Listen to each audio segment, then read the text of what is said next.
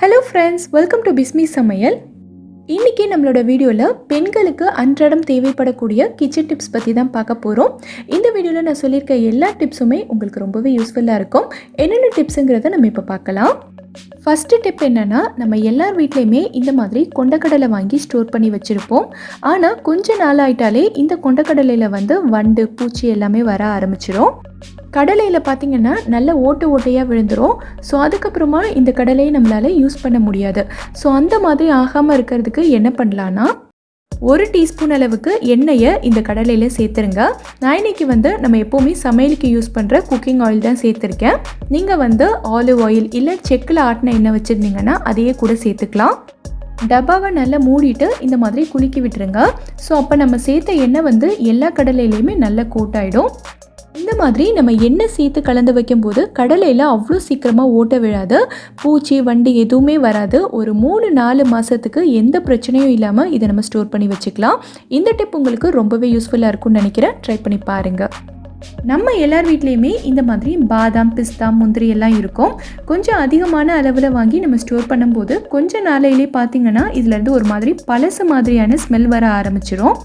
இதை நம்ம என்னதான் ஏர்டைட் கண்டெய்னரில் போட்டு ஸ்டோர் பண்ணி வச்சுருந்தாலும் நாளாக இதிலேருந்து ஒரு மாதிரி எண்ணெய் விட்டு பழைய ஸ்மெல் மாதிரி வரும். ஸோ அதுக்கப்புறமா இதை வெறுமனே சாப்பிட்டாலும் நல்லா இருக்காது, ஏதாவது ஸ்வீட்டில் சேர்த்தாலும் நல்லா இருக்காது. ஸோ அந்த மாதிரி ஆகாமல் இருக்கிறதுக்கு நம்ம என்ன பண்ணலான்னா, இந்த மாதிரி கொஞ்சமாக கிராம்பு எடுத்துக்கங்க. இந்த கிராம்பை நம்ம ட்ரை ஃப்ரூட்ஸ் வச்சுருக்க டப்பாவில் கொஞ்சமாக சேர்த்துக்கலாம். இன்றைக்கி நான் வச்சுருக்க இந்த அளவுக்கு ஒரு 4 கிராம்பு அளவுக்கு சேர்த்தாலே போதும். சேர்த்துட்டு நல்லா குலுக்கி விட்டுருங்க. இந்த மாதிரி ட்ரை ஃப்ரூட்ஸில் நம்ம கிராம்பு சேர்த்து ஸ்டோர் பண்ணும்போது பார்த்திங்கன்னா இதிலேருந்து அவ்வளோ சீக்கிரமாக பழசான மாதிரியான ஸ்மெல் வராது. இதை நம்ம ரொம்ப நாளைக்கு ஸ்டோர் பண்ணி வச்சுக்கலாம். ட்ரை பண்ணி பாருங்கள். இப்போது அடுத்த டிப் என்னங்கிறத பார்க்கலாம்.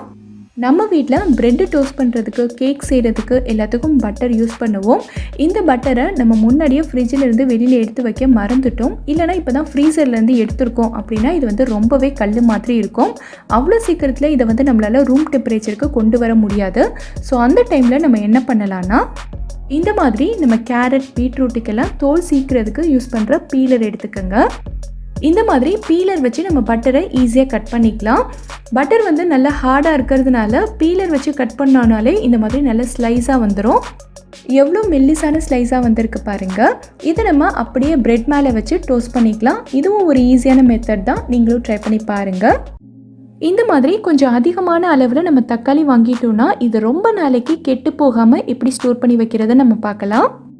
இதை நம்ம அப்படியே தூக்கி ஃப்ரிட்ஜில் வச்சுட்டோன்னா நாளாக தக்காளி கொஞ்சம் கொஞ்சமாக கெட்டு போக ஆரம்பிக்கும்.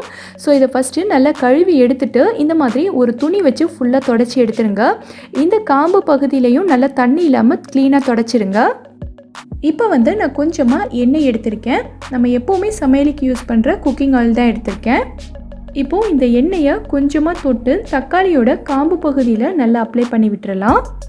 இந்த காம்பு பகுதியை நம்ம அப்படியே விட்டுட்டோன்னா தக்காளி சீக்கிரமாக பழுத்து கெட்டு போயிடும்.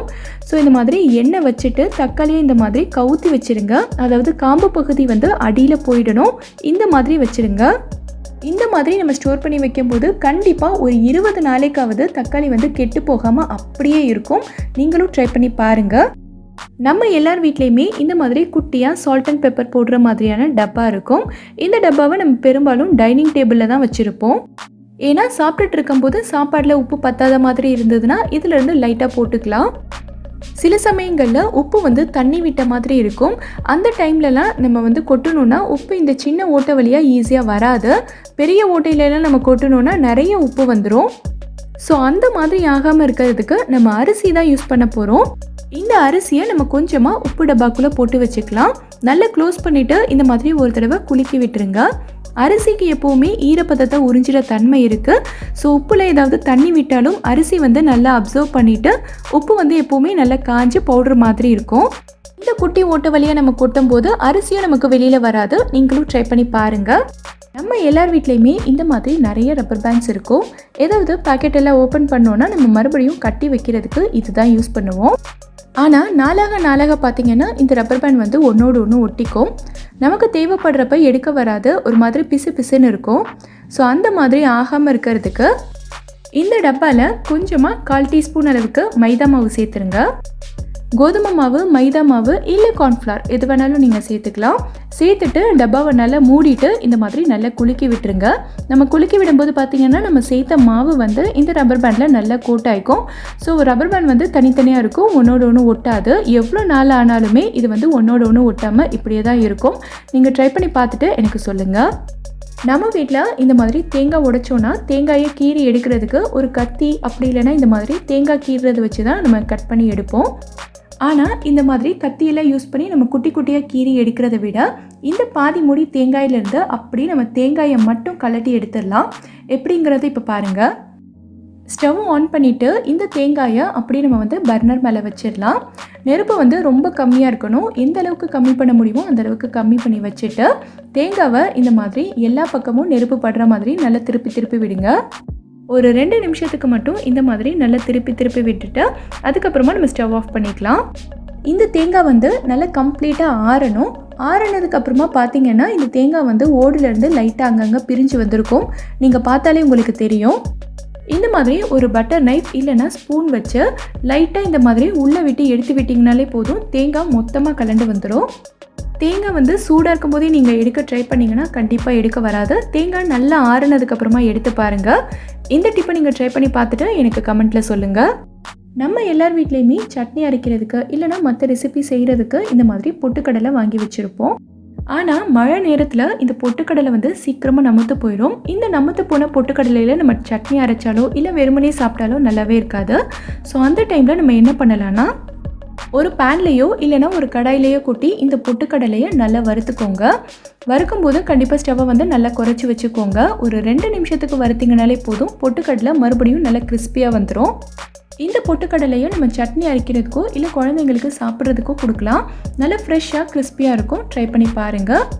நம்ம வீட்டில் பார்த்திங்கன்னா இந்த மாதிரி நிறைய சிசர்ஸ் இருக்கும். பேப்பர் கட் பண்ணுறதுக்கு, சிக்கன் ஃபிஷ் எல்லாம் கட் பண்ணுறதுக்குன்னு சொல்லிட்டு நம்ம தனித்தனியாக வச்சுருப்போம். ஆனால் இந்த கத்திரிக்கோலெல்லாம் நாளாக பார்த்திங்கன்னா இதோட ஷார்ப்னஸ் குறைஞ்சிரும், சரியாகவே கட் பண்ணாது. இந்த மாதிரி சரியாக கட் பண்ணாத கத்திரிக்கோலை ஷார்ப் பண்ணுறதுக்கு நிறைய மெத்தட் இருக்குது. அதிலிருந்து ஒரு மெத்தட் நம்ம இப்போ பார்க்கலாம். நம்ம வீட்டில் பாத்திரம் கழுவுறதுக்கு யூஸ் பண்ணுற இந்த மாதிரி ஸ்டீல் ஸ்க்ரப்பரை எடுத்துக்கோங்க. இந்த ஸ்க்ரப்பரில் நம்ம சிசர்ஸ் வச்சு நல்லா கட் பண்ணி விட்டுக்கலாம். நீங்கள் யூஸ் பண்ணிகிட்டு இருக்க ஸ்டீல் ஸ்க்ரப்பர் எடுத்தாலும் ஓகே தான், இல்லை பழசு ஏதாவது இருந்தாலும் நீங்கள் இந்த மாதிரி யூஸ் பண்ணிக்கலாம். எந்த அளவுக்கு முடியுமோ அந்த அளவுக்கு நல்லா கட் பண்ணி விடுங்க. இந்த மாதிரி கட் பண்ணதுக்கப்புறமா இதோட எட்ஜஸ் எல்லாம் நல்லா ஷார்ப் ஆகிடும். சிசர்ஸ் வந்து புதுசு மாதிரி சூப்பராக கட் பண்ணும். நீங்களும் ட்ரை பண்ணி பாருங்கள். மைதா மாவு, கோதுமை மாவு, அரிசி, பருப்பு எதாக இருந்தாலுமே நம்ம வந்து நிறைய நாளைக்கு ஸ்டோர் பண்ணி வைக்கும்போது இதில் ரொம்ப சீக்கிரமாக குட்டி குட்டி வண்டு, பூச்சி எல்லாம் வந்துடும். வண்டெல்லாம் நிறைய வந்துருச்சுன்னா இந்த மாவை வந்து நம்ம வெயிலில் வச்சு சளிச்சிட்டு கூட யூஸ் பண்ண முடியாது. மாவில் வந்து ஒரு மாதிரி கசப்பு தன்மை வந்துடும். அந்த மாதிரி வண்டு, பூச்சியெல்லாம் வராமல் இருக்கிறதுக்கு நம்ம வந்து பட்டை தான் யூஸ் பண்ண போகிறோம். ஒரு சின்ன பீஸ் பட்டையை இந்த மாவில் நீங்கள் அப்படியே டைரெக்டாகவே போட்டு வச்சுருங்க. இல்லை பட்டையோட ஸ்மெல் வந்து எனக்கு பிடிக்காதுன்னு நினைக்கிறவங்க இந்த மாதிரி ஒரு டிஷ்யூவில் வச்சு ரப்பர் பேண்ட் போட்டு நல்லா கட்டி விட்டுருங்க. அதுக்கப்புறமா இதை வந்து நீங்கள் மாவில் போட்டிங்கன்னா பட்டையோட ஸ்மெல் வந்து மாவில் ஏறாது. இந்த மெத்தடில் நம்ம ஸ்டோர் பண்ணி வைக்கும்போது அரிசி, பருப்பு, மாவு எதாக இருந்தாலுமே ரொம்ப நாளைக்கு நம்ம வந்து ஸ்டோர் பண்ணிக்கலாம். பூச்சி, வண்டு எதுவுமே வராது. இந்த வீடியோவில் நான் சொல்லியிருக்க டிப்ஸ் எல்லாமே உங்களுக்கு ரொம்பவே யூஸ்ஃபுல்லாக இருக்கும்னு நினைக்கிறேன். இந்த வீடியோ பிடிச்சிருந்தா லைக் பண்ணுங்கள். உங்கள் ஃப்ரெண்ட்ஸ், உங்கள் ஃபேமிலி மெம்பர்ஸ்க்கு இந்த வீடியோவை ஷேர் பண்ணுங்கள். மறக்காமல் நம்ம பிஸ்மி சமையலுக்கு சப்ஸ்கிரைப் பண்ணிவிட்டு பக்கத்தில் இருக்கக்கூடிய பெல் ஐக்கானை கிளிக் பண்ணி அதில் ஆல் ஆப்ஷனையும் செலக்ட் பண்ணுங்கள். தேங்க்யூ.